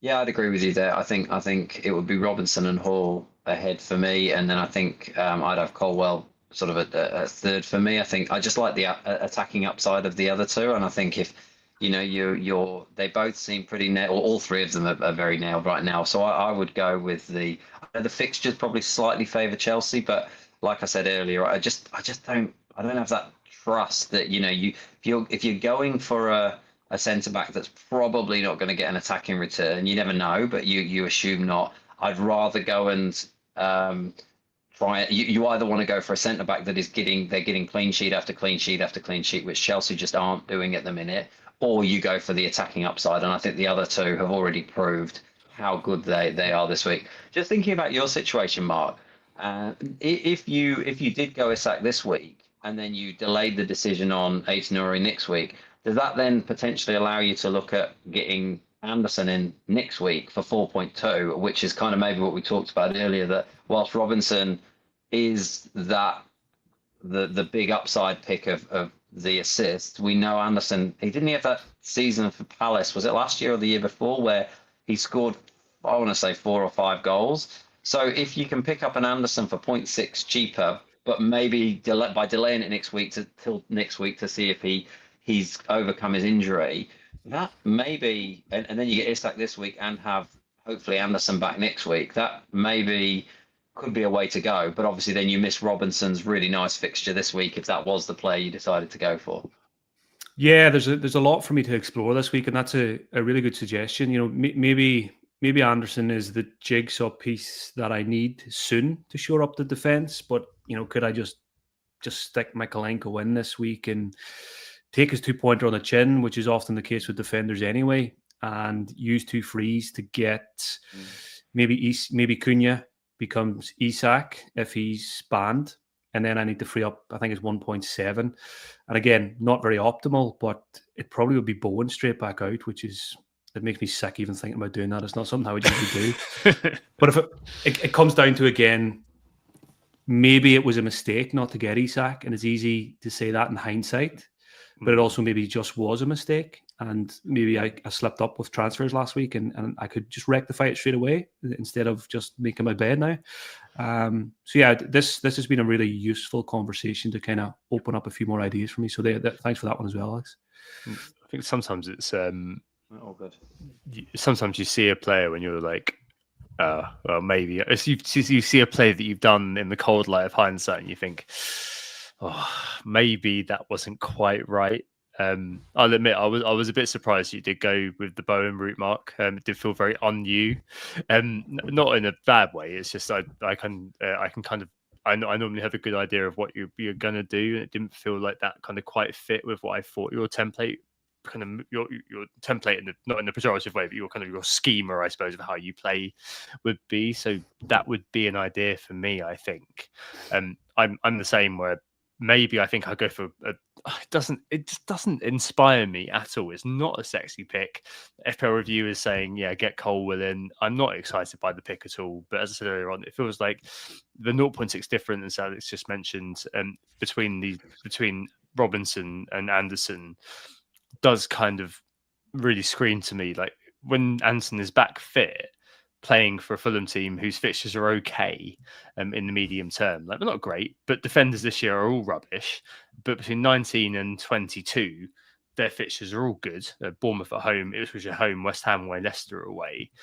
And then he can sit on your bench. I mean, that's great. And I just don't know. I can see why Robinson's a really good pickup this week. And I'm hoping to sort of slightly cover that by buying Jimenez. I'm not sure who covers who there actually, but I don't know. It kind of feels like to me that I can see why Robinson's a good pick. I kind of left it last night just thinking that there's midweek action, something could happen. But if you did go Robinson, then fair play to you. I completely understand why that would kind of work too. Of these, I think the Hall is definitely the buy-in. I'm sure you guys have said that. Sorry, I had to run, but I think that he's kind of definitely shown that he's a decent pickup. But yeah, I don't know. This year the defensive expectations are very low. It's gotten to the point with a lot of teams where if you own Davis or something, you own Greaves, Mark, and there's a few kind of issues that you need to fix. It pushes come to shove now where you can't be playing an 11th man every week that you're not particularly interested in. But I think just treat them as that you're not expecting too much from them. Just go with the fixtures, and Colwell is an okay pick on that front. It's not great, but it is what it is. Quickly, the bold claims. So this week, Sam predicted that Rashford would Hall versus Man City. Particularly drops from the United team. It sounds like he may be on the way out, but we shall see. And never count out Marcus Rashford, is in my experience with new manager. And my bet was that Salah and Palmer were to match scores. So close, it could still come through in the bonus rejig. We could find that Palmer gets free bonus out of nowhere, especially if FPL Towers is a bonus man. Woman or person does own Cole Palmer, bumps him up very secretly up to free. But yeah, very, very close this week. And next week, I've Sam's bet that Semenyo outscores Salah, and I've bet that Slanky, who I'll be selling, Halls versus Liverpool, so a bit of a happiness hedge. Captaincy wise for the week ahead, it really does feel like I can already hear your voice in my ears over the next couple of days, Mark, just saying I'm captaining Mo Salah against Spurs. It does just kind of feel like he fills in the Palmer role, gets loads of chances, and I don't know. He's always going to be the EO king right now, and there's no reason to go against, is there? Yeah, I was quite comfortable going against him last week. I just preferred the Chelsea fixture, so I backed that. But Tottenham at the moment, I mean, under Ange Postecoglou since day one, it's been very, very few clean sheets. And when you throw in, injuries to Romero, Van de Ven, etc., Udogie picked up a little knock as well last night, I think it was. So, yeah, I think, like I said earlier, I'm pretty sure I'm going to end up on Salah for the next 2 game weeks. The other two are, of course, viable. But again, I just like Salah's fixture more this week. What about you, Alex? Any change on that? No, I'm going to go Salah for the next 2. I did have a quick look at Isak, and I think I've got the vice on him for this week. So I think he's in the conversation for me. But all being equal, I just prefer a midfielder as my captain, and you just can't bet against Salah at the minute. Yeah, short and sweet. Well, you can, but I won't. yeah, it's short and sweet. I mean, Palmer versus Everton. I guess is one of those games where you might see that out of nowhere he does fairly well, and he's an okay sort of pick up, and same with Saka versus Crystal Palace. But I don't know, it just kind of feels like not a week to bet against Salah, especially with the porous Spurs defence facing him. Yeah, as you mentioned, Mark, the injuries as well. Oof. I'm not sure I want to go against that. Excellent. Right. Okay. Just to finish off our teams for the week ahead. Me first. So I missed the rise on Robinson's mentioned earlier, or Robbo Mark II. Didn't look likely last night as well. So I went to bed and forgot about it. So maybe if I'd seen him rising before I went to bed, then maybe I'd have made that move. But hey, it is what it is. So it's looking like I leave that one be and figure out what happens with Anderson going forward. They've got Chelsea the week after, so I can give it another week. But I'm most likely to do Davis to Colwill. I don't like it any more than any of you do. It's so unexciting, but he can just sit there for a few weeks. Even if I end up benching him, he and Van Hecker are just big skulled 90-minute men in terms of centre backs who fill in very nicely during the course of the Christmas period. Cunha, assuming there's a ban, but even if not, to be honest, goes for Isaac, and Solanke goes for Raul, who can rotate with Ahmad actually very nicely for me over the course of the next few weeks. So that's very likely what I'll do. Use all my free transfers, and then I can roll again next week. I think that's probably okay. So leave me Raya in goal, Hall, Gabriel, and Colwill at the back. Matoma, Palmer, Saka, Salah will be the captain. And the front three of new signing Raul, the Southampton, who's clearly going to be bench for Frankie Muniz, Nicholas Jackson, and Solanke. And Isaac, up front. So I'm happy with that, I think. On to you, Alex. So my team is Flecken in goal, Timber, new signing, Alexander-Arnold, and Gabriel at the back. Then I've got Palmer, Salah, currently Rodgers, Saka, Isaac, João Pedro, and Cunha. And I've got Salah captain, and it says Palmer, but I'm actually on Isaac at the minute. Semenyo on the bench, and then Greaves and Mikalenko as the others. I've used one free transfer. I had exact cash to go Aït-Nouri to Alexander-Arnold.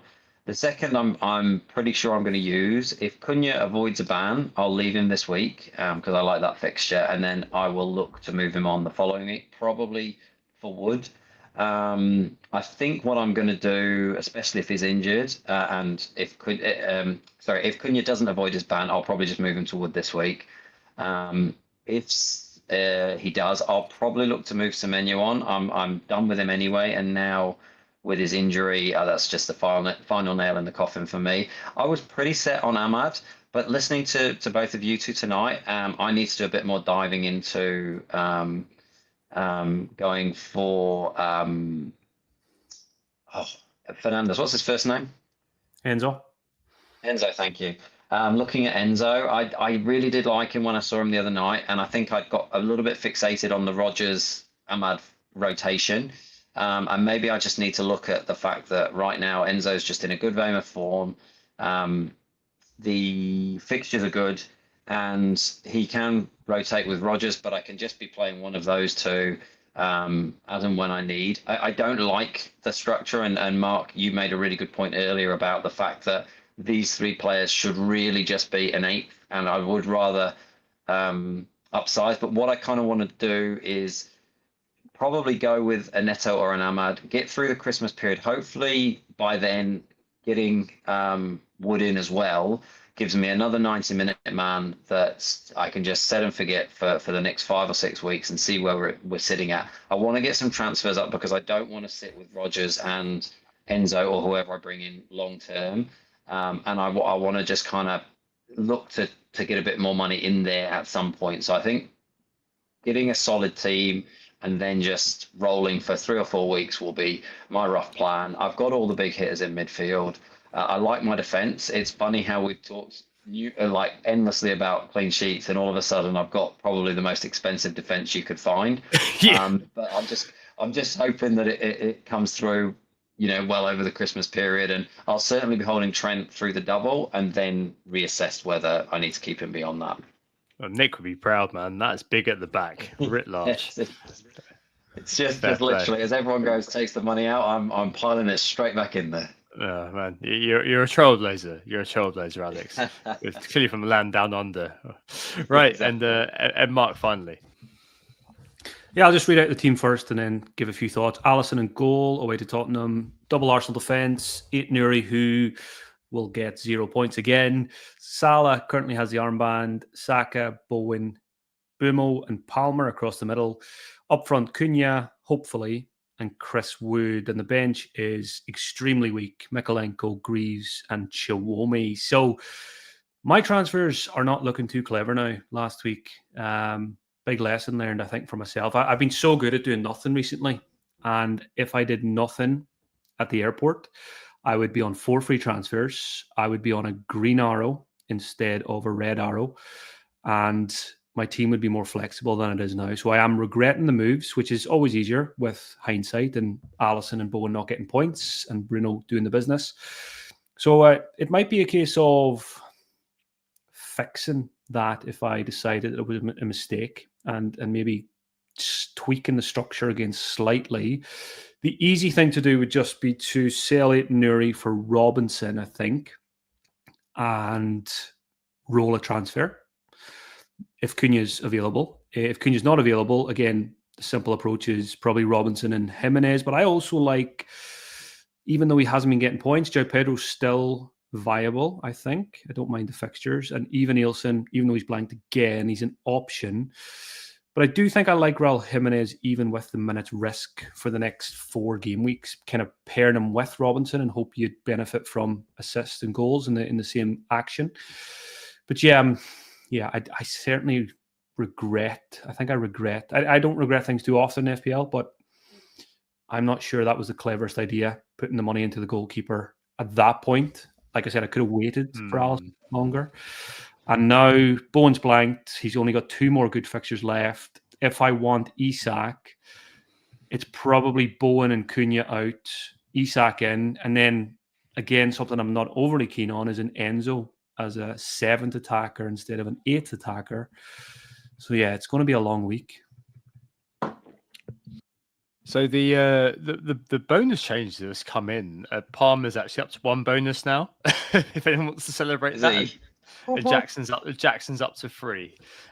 Yeah, it's always. Surely you can claim your bold claim, Tom. No, I can't. It was free. He needed to be on free bonus for me to do that, but never mind. I know. It's close. I'll tell Sam that you wanted me to have it. Final thing before we sign off, guys. As elite managers over the last few years, what's your one bit of advice for the Christmas period when things really do mount up? Alex, what's yours? I think it's have a deep bench. Sorry, Mark, and try and relax and enjoy it. And I'm not the person that does this very often, but we tend to we're just off air we were discussing how often we look at our phones for scores and price changes and all these sort of things. And I think actually we're at our best when we're taking a step away. And I think actually it's one thing that's probably improved my game, not this season apparently, but up till this season is actually just taking a step away, not being quite so invested in it. And look, I know you guys as content creators and me as someone who's heavily invested in it, it's a lot easier to say than do. But when we're thinking about other things, focusing on family and friends over Christmas and actually having plans in mind, keeping half an eye on what's happening, but not being fully invested in it, I think you are far more comfortable to roll a transfer or to make the simple decision rather than getting very caught up in the hype. And that is something I am incredibly guilty of, grabbing a player because he's the pick of the week and then actually regretting it moving forward. So I think for me, it is take a step away, enjoy Christmas, enjoy being away, enjoy the fact that we've got a fantastic hobby, but it is only a hobby, and everything else is far more important. So, and you'll be better for the game for doing that. Yeah, I think for me, it's always just if you can roll, do so. Even if you've got a bit of a shabby bench, even if you've got X, Y, and Z going on. Similar to you, what you were saying, Alex, I've definitely listened the hard way for the last 8 years. I've not adhered to it as much, but after the burning I've got from Isaac, it's a very kind of sharp reminder that it's good for me to sometimes just take a step back and not be too worried about the fact that maybe it's not the optimal 11 for a midweek. You're probably going to be better off having more options from rolling a transfer, even if you do have a bit of a ropey 11 or 12. I think that's probably okay most of the time, rather than chasing optimal, especially over this really busy period when the player you're buying in, as I found with Jackson, isn't going to be on the pitch anyway. So is often a lot better to do so. And Mark is a player who's a veteran of managing these sorts of situations. What would your one be?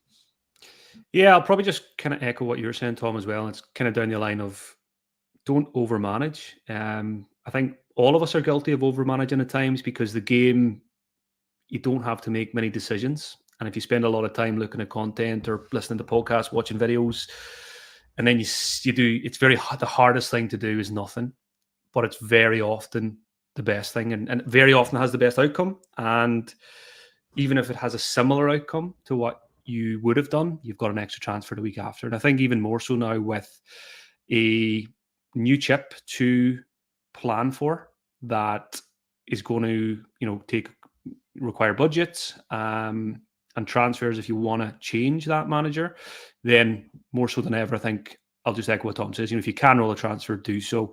And again, listening to you boys, you've filled me with Isak fear. But when I sit back and look at my team, when I take a step back and look at my team for this upcoming game week, if Cunha's available, what would FPL General do? He would sell Aït-Nouri for Robinson, and he would roll a second transfer, and he wouldn't play with fear. So yeah, I'll try and do that. Lovely stuff. Well, thank you very much, both of you. That was a really, really interesting discussion. So apologies for the speeding up in the middle, but otherwise we'd be here for 2.5 hours, very clearly. We could have gone on for a long time, and Alex would have fallen asleep. Thanks very much, Alex, for coming on first up. Thank you for suffering through it. Go and collapse in bed now. Oh, no problem. Look, I'm feeling wide awake, so I'll go and have a cup of tea and then take myself off to bed. So no, great to chat to you both. It was it's really nice to do a pod with you both again. So fingers crossed we can do one again at some point in the not too distant future. So yeah, all the best for the rest of the season, everyone, and for you guys. And I hope you both get your aims for the season, especially Mark. It'd be great if you can hit another top 1K. Lovely. Alex Waterbaby on socials. And Mark, as always, thank you so much for coming on over Christmas. Yeah, absolute pleasure, mate. I'll see you again this time next year, I'm sure. It's already in the diary. Goes in at the 1st of January when I'm doing my diary for the year. Who got the assist gets penciled in December. So absolute pleasure. Alex, great to catch up with you as well after not doing a podcast for quite a while together. Enjoy your time in the UK. I hope Sam is also enjoying his night out and he doesn't take too many hits on after the beverages. But wishing you all a happy Christmas, lads.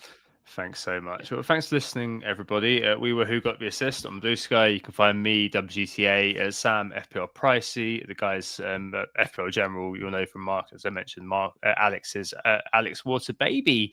On Twitter, The Bad Place, WGTA_FPL, FPL Pricey for Sam, Instagram threads, FPL WTA.FPL, FPL Pricey. Enjoy the pod.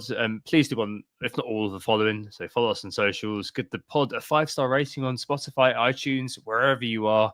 Drop us a subscribe. It's very, very much appreciated. Or a like and subscribe on YouTube if you're watching there. All of these things help the pod get out there. We'll be back next Sunday for our last pod before Christmas. Thanks so much for listening. And if this is indeed the last one to listen to before the day, I completely appreciate that most people won't have time during that period. I wish you a very happy Christmas. We hope we assisted you. Think about the assistant manager and the festive pile up, and we'll speak to you again very, very soon. Goodbye. Oh, it's a goal. Who got the assist? Who got the assist?